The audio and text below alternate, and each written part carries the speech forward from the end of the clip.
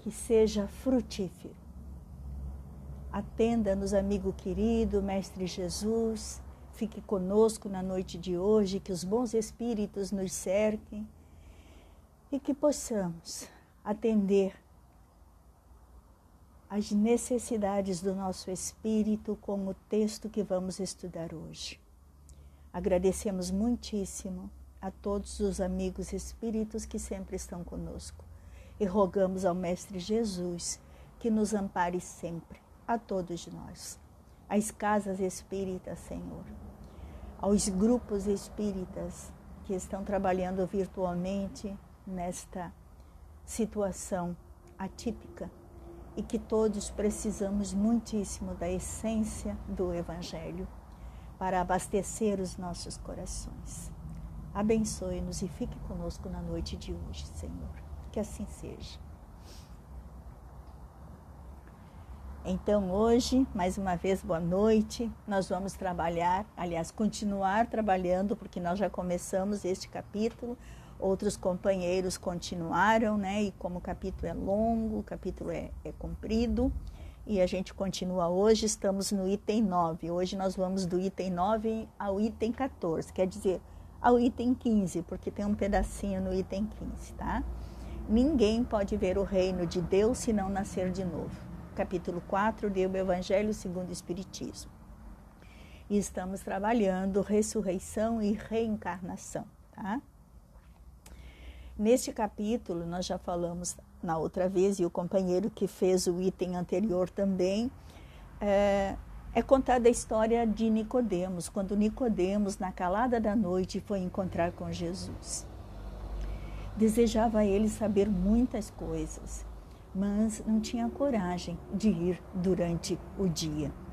Aí então ele fala a Jesus, assevera que tem certeza que Jesus vem da parte de Deus, porque fez tantos milagres. E era impossível que não fosse, porque alguém que fizesse tantas coisas teria, obviamente, que vir da parte de Deus, né? E toda a conversa acontece em torno do assunto nascer de novo. Então Jesus conversa com ele, eu não vou repetir a história, mesmo porque a gente está fazendo uma sequência, né? E nós temos também, não temos assim muito tempo. E a história está narrada em João, capítulo 13, versículos de 1 a 12. Eu vou partir da metade da história para diante, que é o que interessa no nosso capítulo, né? A partir do item 9, né, do capítulo 4, Jesus fala do Espírito dizendo a Nicodemos, né, que Nicodemos não estava entendendo muito bem, né? Então Jesus explica que para nascer de novo, ele pergunta como pode nascer de novo, entrar na barriga da mãe. Então Jesus pergunta se ele, sendo mestre em Israel, não sabia dessas coisas. Aí Jesus diz, o Espírito sopra onde quer. Ouvis a sua voz, mas não sabeis nem de onde ele vem e nem para onde ele vai. Particularmente achamos essa expressão, essa maneira como Jesus colocou, muito feliz, extremamente, como tudo que Jesus fez, maravilhoso, né? Olha, o Espírito é como o vento, não se sabe nem de onde ele vem e nem para onde ele vai, exatamente. E aí pode haver dois entendimentos, diz o Evangelho, pode haver um entendimento como o Espírito de Deus, que dá a vida a quem ele quer, né? Podia estar falando, mas também como a alma do homem, o outro entendimento, né? A alma do homem, o espírito, não sabemos de onde ele vem. Diz Jesus, vós não sabeis de onde ele vem e para onde ele vai. Significa que nós não sabemos o começo do espírito, de onde ele vem. Se o espírito fosse criado no mesmo momento que o corpo, aí nós saberíamos. Digamos assim, o Juca é filho do João e da Maria. O corpo físico do Juca é fruto do corpo físico do João unido ao corpo da Maria, né?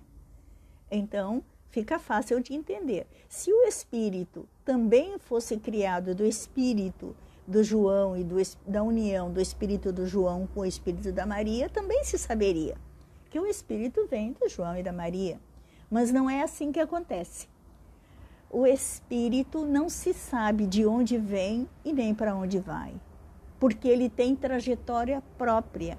Ele veste um corpo físico, no caso do exemplo fornecido pelo João e pela Maria, mas a história dele não tem ligação com a história do João e da Maria naquele momento encarnados, né?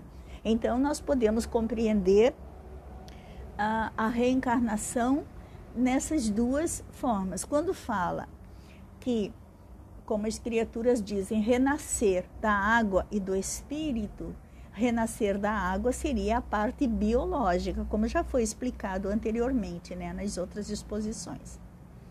E renascer do espírito é o despertamento do espírito para o processo evolutivo, a necessidade do aprendizado. E tem vários renascimentos também, porque a cada encarnação o espírito se aprimora e desperta. Costumamos dizer de uma maneira até meio pejorativa que possuímos dentro de nós gavetinhas chaveadas. A cada encarnação descobrimos as chaves e vamos abrindo vagarosamente as nossas gavetinhas, né? E vamos descobrindo, né, que o espírito tem potências inimagináveis.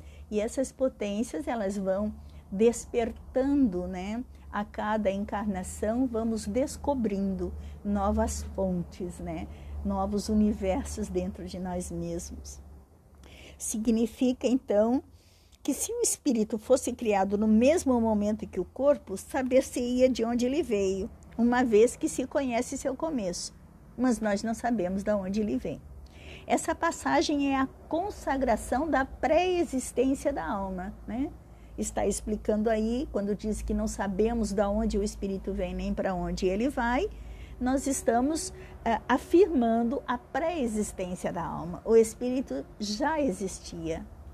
Ele já vem caminhando no decorrer da eternidade, né?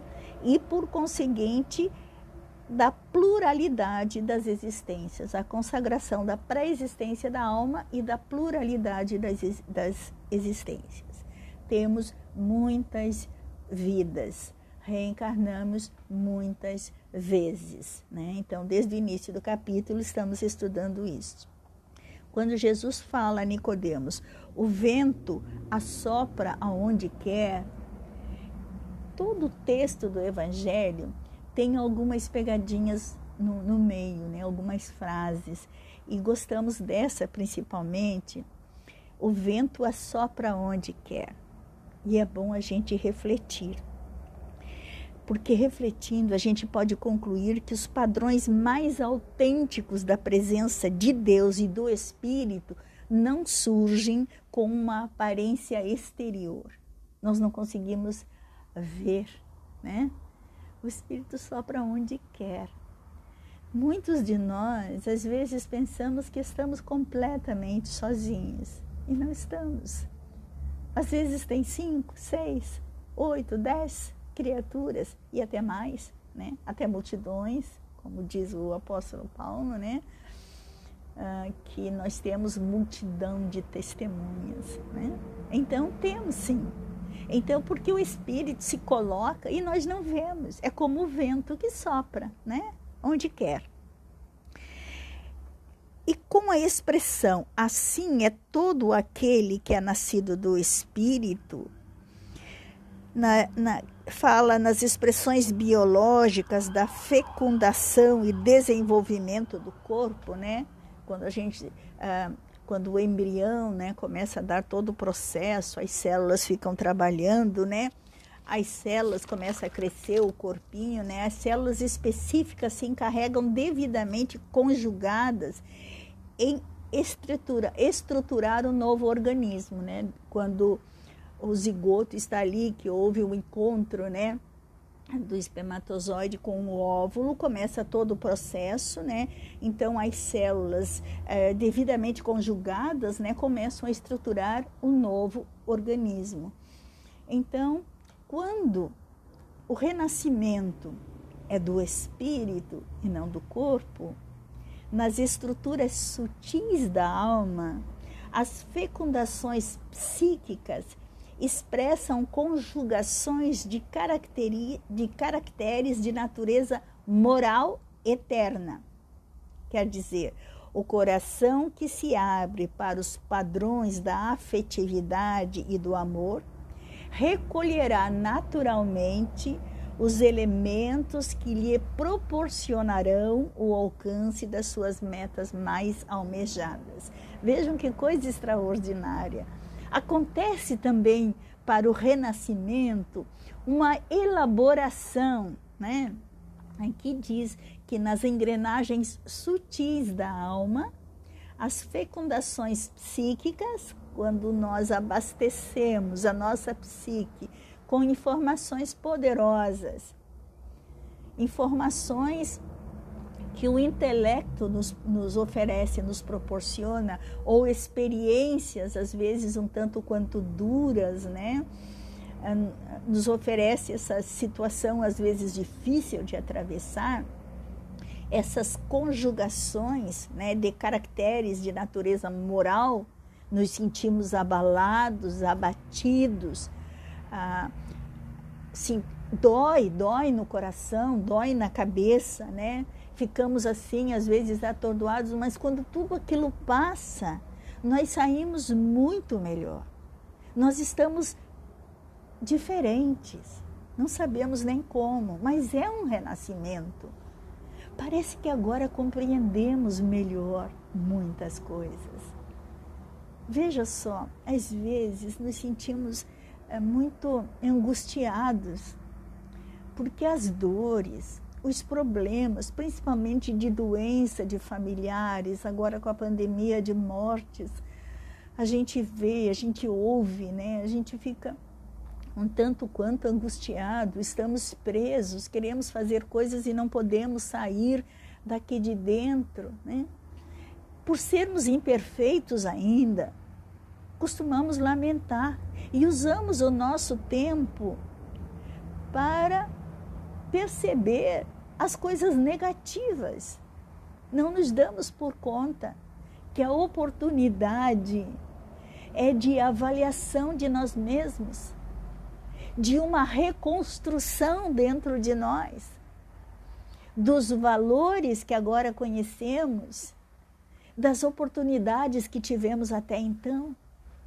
Esta análise, esta avaliação, ela há de trazer frutos poderosos para o enfrentamento do que está por vir, do que há de vir, com resignação, sabe? Resignar com ação e não ficar encolhido, deprimido, entristecido. Não importa quais sejam os tortuosos caminhos que tenhamos que percorrer, não faz mal, não tem importância. Porque as dificuldades enriquecem o nosso íntimo, abastecem a nós mesmos, a nossa psique, para futuros cometimentos, muito mais bem elaborados, com muito mais capacidade de discernimento, para construir coisas novas. Esta parte aqui fala, quando diz do Espírito que sopra onde quer, fala do renascimento espiritual, das múltiplas vezes em que nós nos transformamos para melhor, crescemos interiormente. Tem uma parte que, quando fala do renascimento na carne, né, que é uma coisa básica, né, que fica explicando quantas vezes nós temos que renascer até que alcancemos um estágio superior espiritual, né? Jesus diz assim, ó: ora, desde o tempo de João Batista até o presente, o reino dos céus é tomado pela violência, e são os violentos que o obtêm. Quando Jesus fala esta coisa, ele está falando desde João Batista. Ele não está falando do João Batista que veio e limpou as veredas para a sua vinda. Não, que preparou o caminho para Jesus. Ele está falando do espírito do João Batista, quando era Elias. Porque João Batista e Elias eram o mesmo espírito. Quando João faz essa colocação aqui, não podia ser João Batista, porque João Batista vivia naquela época, naquele presente. E ele diz assim, ora, desde o tempo de João Batista até o presente, então não era João Batista estava ali no presente. Então, desde lá atrás, quando João Batista era Elias, até o presente, né, os céus, o reino dos céus era tomado pela violência. E era mesmo, por conta da lei mosaica, né? A lei mosaica ordenava o extermínio dos infiéis, das criaturas que atentavam contra Deus. Então elas eram degoladas, enfim, exterminavam essas criaturas. Então o reino dos céus, para ganhar o céu, precisava exterminar os infiéis. O reino dos céus se ganhava com violência. Mas agora, na época do João Batista, em que João vivia, mesmo espírito de Elias, né? Então agora era diferente, porque a lei de agora, trazida por Jesus, o céu se ganha pela caridade e pela doçura. Olha só que coisa linda, né? A gente começa a compreender que aqui está se demonstrando de forma clara a realidade da reencarnação, né? E o espírito ocupando corpos diferentes. O corpo que Elias ocupou não era o mesmo corpo que João Batista ocupou, né? Então são vestimentas, são uniformes que se veste para ir para a guerra, vamos dizer, guerra entre aspas, né? A luta diária de todos nós na vida terrena, né? Vestimos então este corpo, né, para uma nova jornada terrena. E então descobrimos também que existe a possibilidade de renascer em espírito, que seria então este renascimento, né, para que a nossa evolução de degrau em degrau aconteça. E nós podemos ter numa mesma encarnação vários renascimentos do espírito, né? Se quereis, disse Jesus, e se quereis compreender o que vos disse, é ele mesmo, o Elias, que deve vir. Então, ele está falando que João Batista é ele mesmo, o Elias, que deve vir, para que entendam o que ele falou antes, que desde João Batista até o presente, para que seja entendido. Não, é desde Elias até o presente, né? E isso aí, logo abaixo, ele diz uma frase assim, ó, isso está em Mateus, tá? Mateus capítulo 11, versículos de 12 a 15. Logo abaixo desta passagem em que ele fala desde o tempo de João Batista até o presente, ele fala assim, ouça aquele que tem ouvidos para ouvir. O mundo não estava preparado para essas informações naquela época. Por isso que Jesus dizia, veja quem tem olhos de ver, ouça quem tem ouvidos de ouvir. Porque é preciso muitas encarnações para se compreender as coisas de Deus, as propostas divinas, os métodos, né, que Deus usa conosco para a evolução. São tantas coisas maravilhosas, tantas coisas fantásticas, que conforme a gente vai lendo e estudando, vai se descobrindo mais e mais. E no decorrer, né, da nossa existência, conosco mesmos, as experiências se sucedem. Começamos a descobrir em nós potências que não conhecíamos. E essas potências dão uma alegria interior muito grande. E nos mostra realmente que todos somos iguais. Esse é o mais interessante de tudo. Tudo que a doutrina espírita nos ensina tem a ver com humildade. Quanto menor nós formos aqui na Terra, maior nós seremos lá em cima. E nós percebemos o quanto nós temos que ter a responsabilidade com os nossos irmãos que vêm vindo atrás de nós, que ainda não têm o conhecimento que nós temos. É como se nós enxergássemos os nossos irmãos menores e tivéssemos o cuidado para com eles, que não aconteça com eles a demora que aconteceu conosco. Então temos a responsabilidade de viver os ensinamentos, viver em toda a sua intensidade. Esses renascimentos espirituais que vão acontecendo durante o processo, né, reencarnatório, eles mexem muito com a nossa responsabilidade. Nos sentimos convocados, sem nenhuma palavra, sabe? O Espírito sopra onde quer, não precisa palavra nenhuma. É como se o Espírito protetor conversasse via pensamento, nos mostrando caminhos fundamentais para o nosso crescimento espiritual. E nos vemos obrigados a seguir este caminho. Nos sentimos muitas vezes traídos por nós mesmos quando nos desviamos desse caminho. Olhamos no espelho questionando até quando, né? Quando a gente cai, costumamos dizer uma tropeçada e cai. É difícil o auto-perdão, porque a nossa consciência já está abastecida das informações e ela cobra muito. É isso aí. A nova lei ensina que se ganha o céu pela caridade e pela doçura. E é este o caminho. Precisamos trabalhar no nosso íntimo, como diz aqui, as conjugações de caracteres de natureza moral eterna, né? Nós temos que trabalhar os valores, conjugar os valores dentro de nós. Efetivamente, na ação do dia a dia, é fundamental.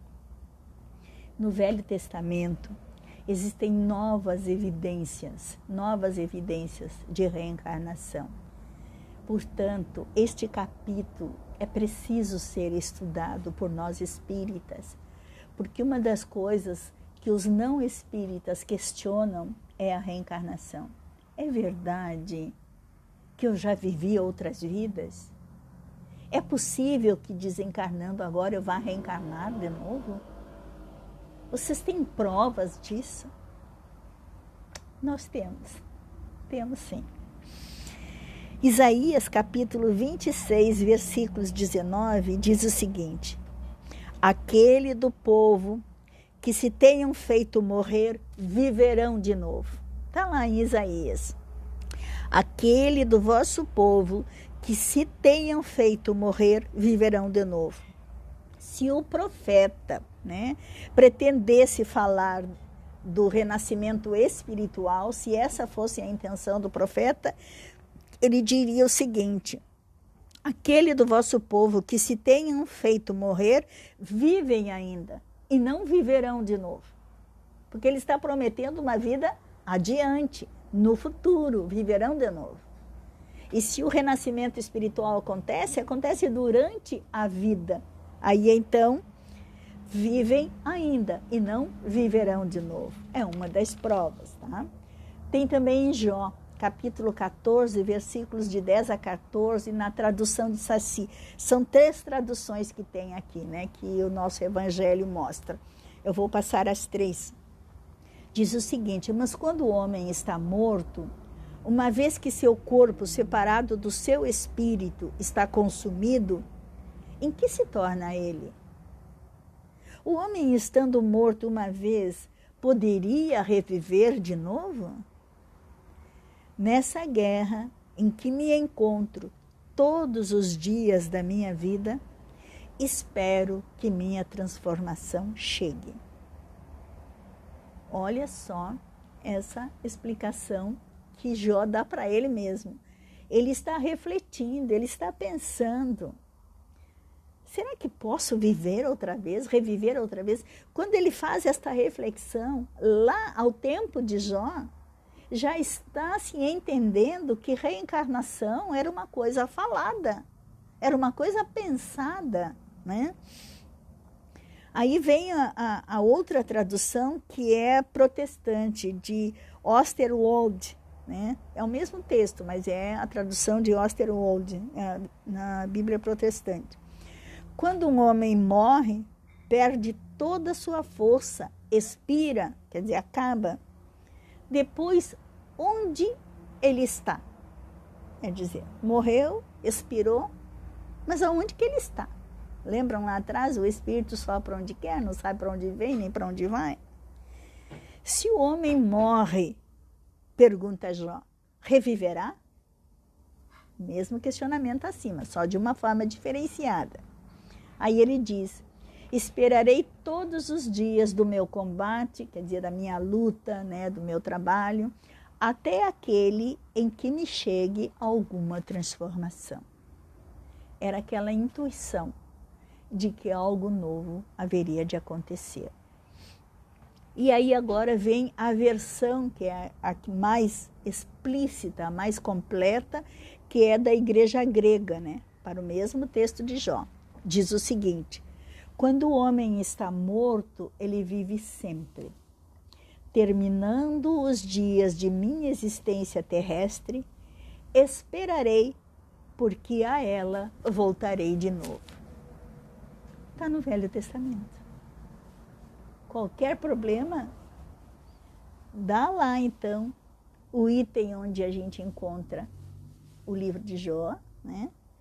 E a pessoa procura, se ela está assim querendo provar que existe a reencarnação. Quando o homem está morto, ele vive sempre. É uma afirmação. Terminando os dias de minha existência terrestre, esperarei, porque a ela voltarei de novo. Está falando do reencarne lá adiante, tá? Esta é o princípio da pluralidade das existências, né, que está claramente expresso, né, nessas três versões.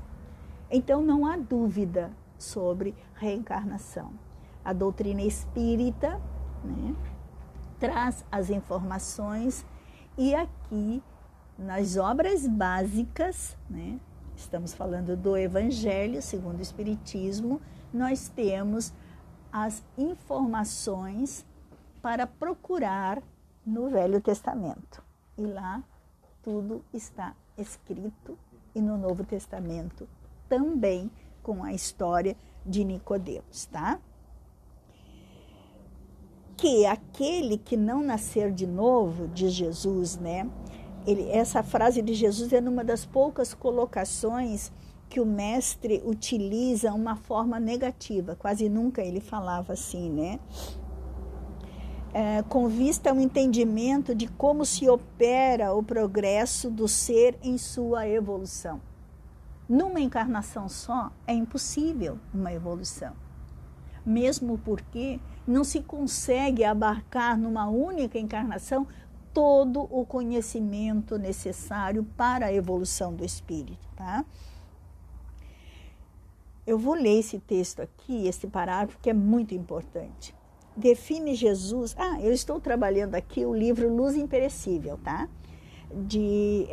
Uma compilação de Honório Abreu, maravilhosa, que nos fala do Evangelho com muita clareza.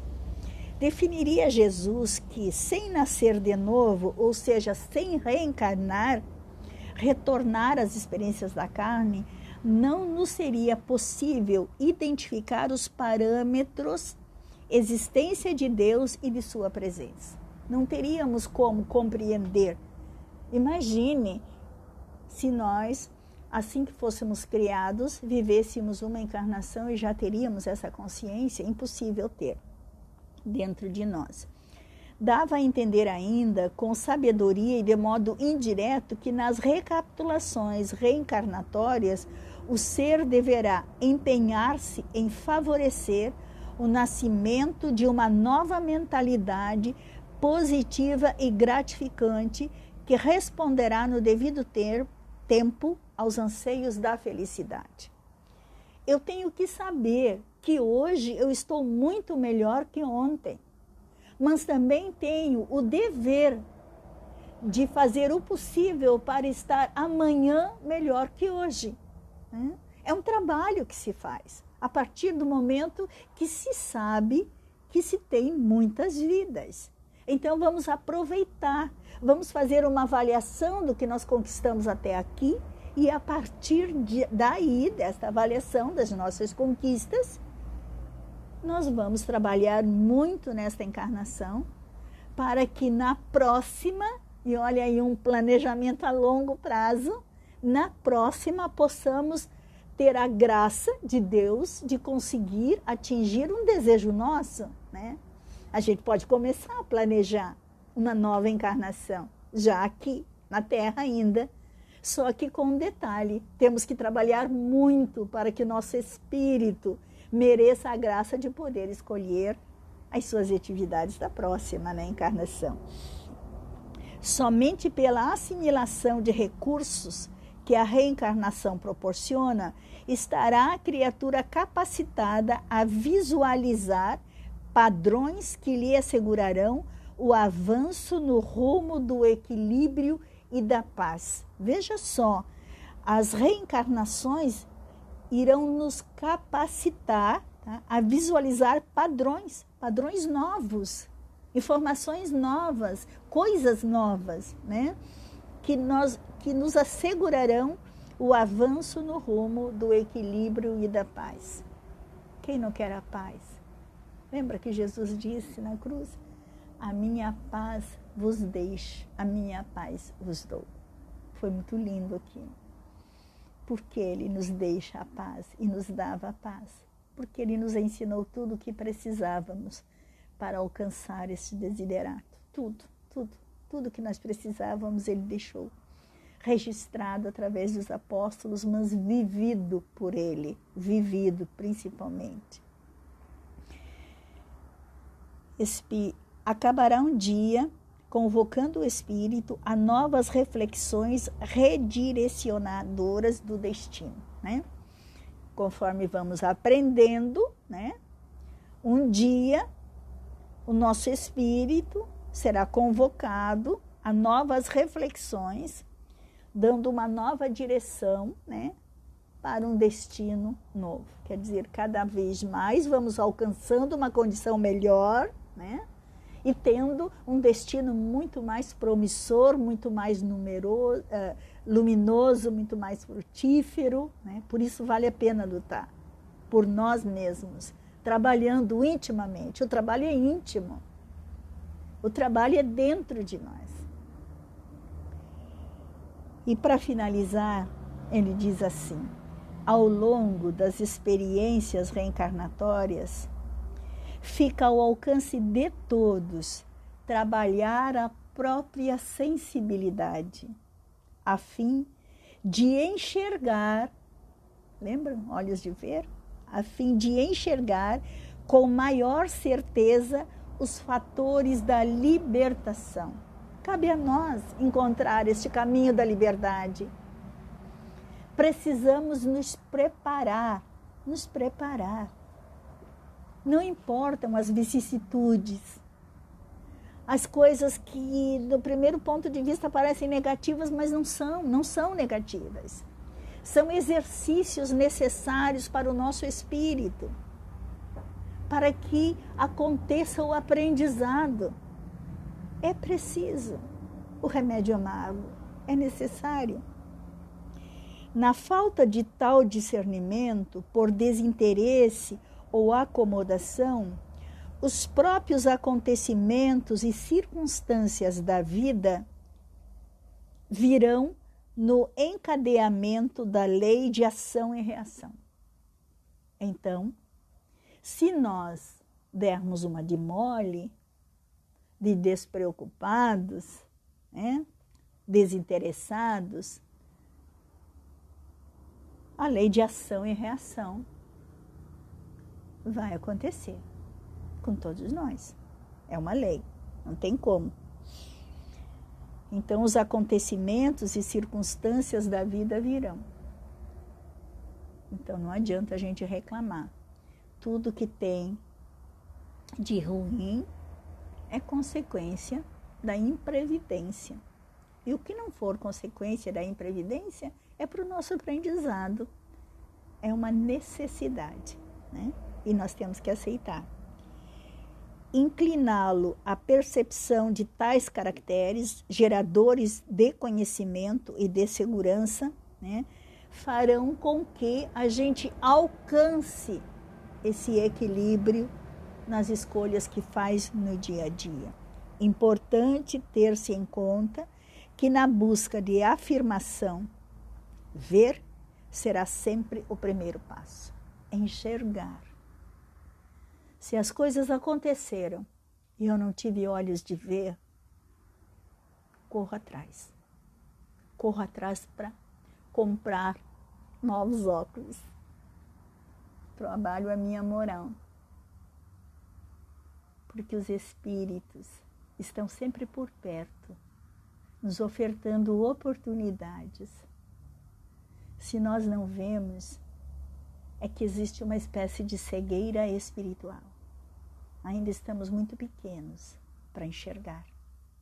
Precisamos crescer. É uma exigência natural.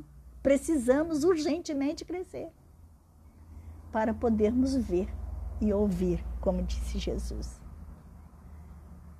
Rogamos a Jesus que nos abençoe, que nos ilumine, que nos proteja nesses dias difíceis, que possamos enxergar o lado bom de todas as coisas, favorecer o nosso íntimo com a alegria branda do autoencontro, da dedicação à família, das conversas positivas, amorosas, dos abraços virtuais que são importantes e principalmente, Senhor, que tenhamos todos os dias um tempo especial para Ti, na meditação profunda da transformação de nós mesmos. Abençoe-nos, Jesus, Mestre querido, Pai, Criador, na sua misericórdia, nos ampare sempre, que em todos os lares as energias produzidas pelo Teu amor e pela Tua misericórdia possam ser abastecidos, Senhor, todos os lares. Fique conosco, Senhor, que assim seja.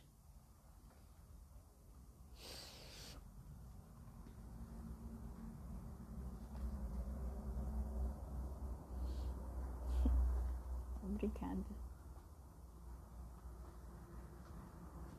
Lá em cima. Pronto. Encerrar o vídeo.